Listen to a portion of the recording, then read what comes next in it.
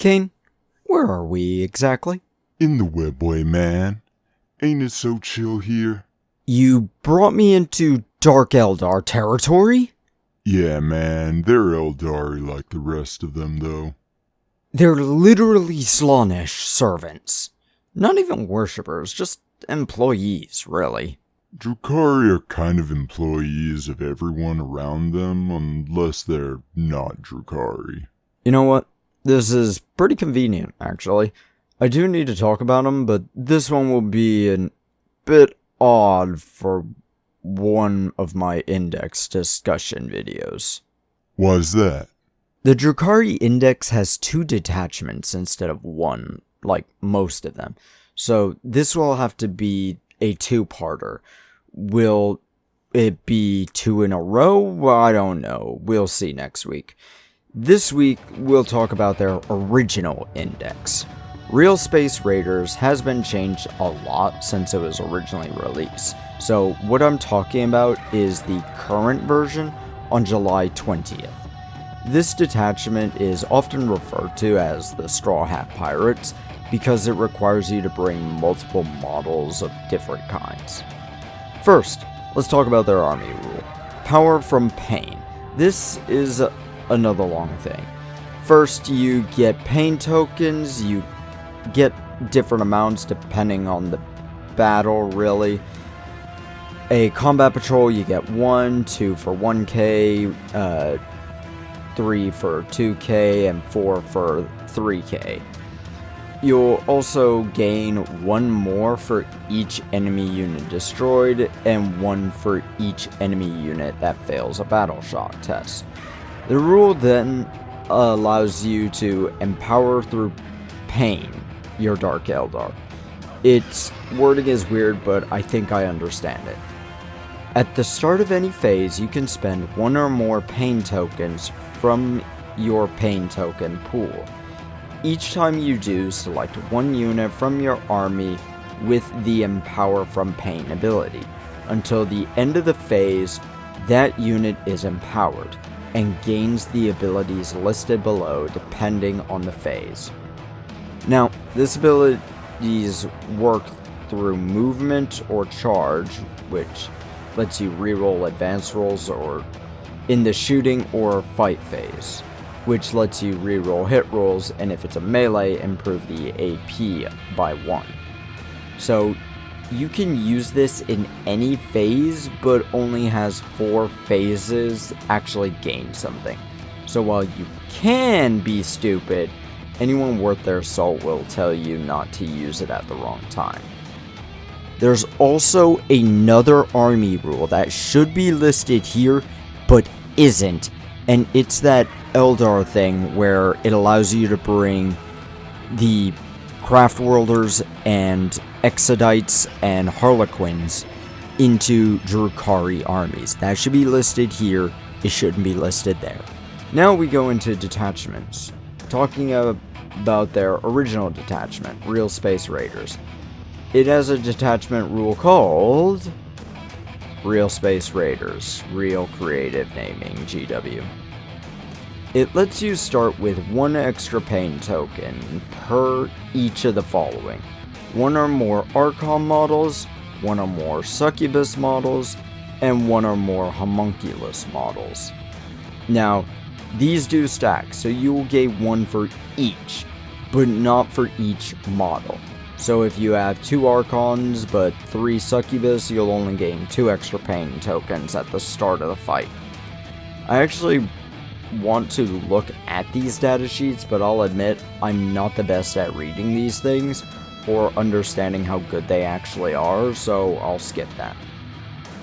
I don't like that this asks you to bring specific characters. Most armies ask for specific unit types, but not specific characters units. Admittedly, my Custodians might break that with one of their detachments, though I've not really looked into it.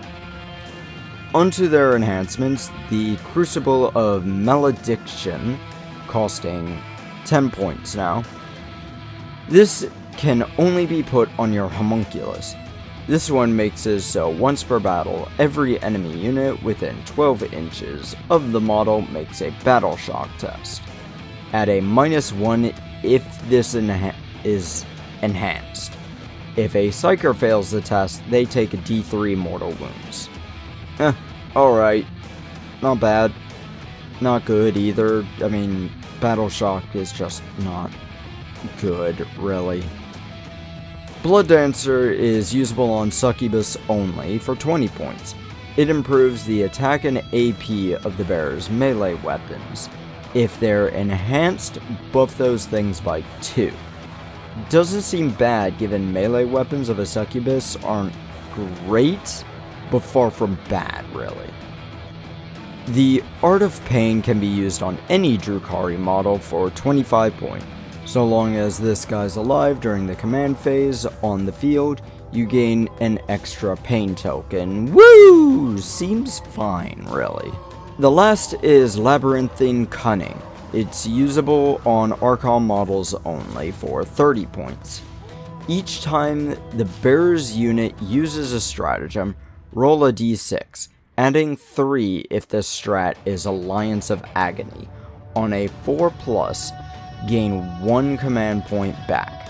50-50 shot of free stratagem is perfectly fine, I guess, only guaranteeing it for a specific stratagem, which we'll go into now. Stratagems.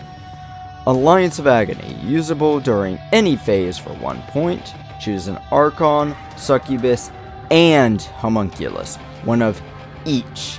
You can't use this if you can't select one of the 3. It allows you to gain the empowered status on all 3 for 1 token cost. Not bad, but it's really only good if you want to use the same one on all 3. Unless your table allows it where you can choose which version of it at the beginning of the round, instead of using the one tied to the phase used on. Quicksilver Reactions is next for a single point. Wait, didn't Eldar get this too? Huh. It does the exact same thing as Lightning Fast Reactions. Subtract 1 from enemy attacks of your unit. However, this can't be used on Homunculus Covens. Insensible to Pain is only usable on the unit that were not usable on for the last stratagem. Instead of subtracting to hit rolls, it subtracts from wound rolls. Fair enough, same effect, different level.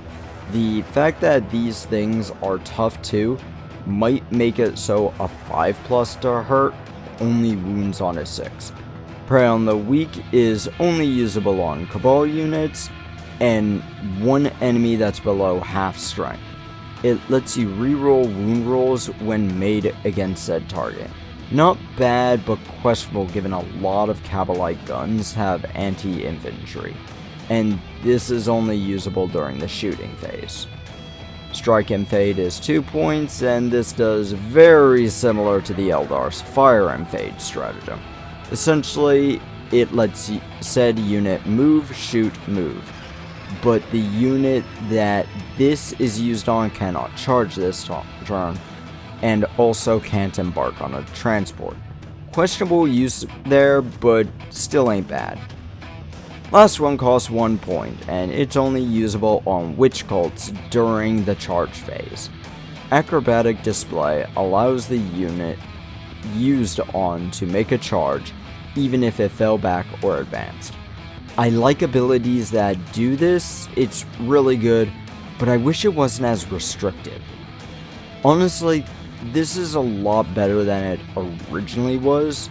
I know the original detachment needed all 3 model types to be on the field, but this detachment has that very restricting option there.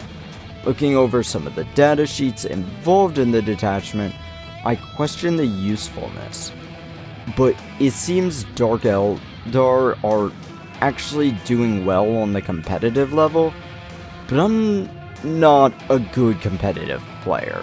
Hell, I've been starting to get mad at people for giving me the exact same advice every damn time they play against me. Yes, I know you think I should play orcs. Fuck off with that shit. I don't want to. You alright there, man? Look, I still got mental scars from Golok. I just want someone to tell me something different. I usually play tanks in MMOs or even in co-op games. So, I've got the mind of a shield walking forward up the board. It's hard to break old habits. You're getting better, though, so you'll learn, man. Yeah, you're right. Now I need to figure out what to do for Monday before I decide what to do for next week, so shove off.